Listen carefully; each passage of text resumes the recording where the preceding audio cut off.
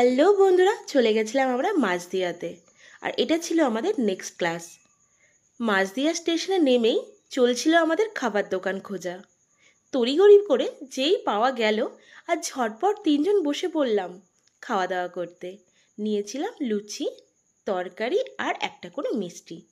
সেগুলো খাওয়া দাওয়ার পর বেরিয়ে পড়লাম আমরা গন্তব্যস্থলে। যেতে হবে আমাদের মাঝদিয়া জ্ঞান ভাণ্ডারে। সেখানেই চলবে আমাদের ক্লাস।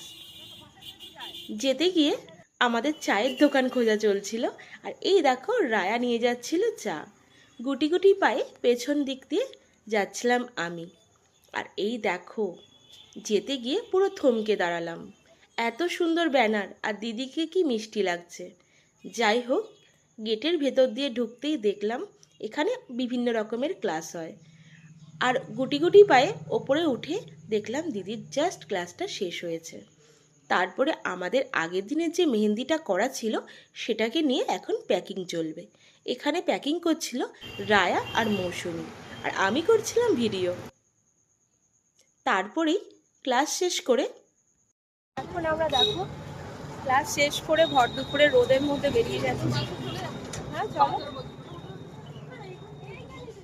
দিদি অনেকবার রিকোয়েস্ট করেছিল তার বাড়ি যেতে, কিন্তু বাড়িতে গেলে অনেক লেট হয়ে যাবে। আর এই দেখো, আমরা স্টেশনেও পৌঁছে গেছিলাম। প্রায় 1.5 ঘন্টা মতো বসেছিলাম আমরা স্টেশনে। আর এখন আমি নেমে গেলাম। তো এখন হেঁটে হেঁটে চলে যাব আমি বাড়িতে। তো টাটা।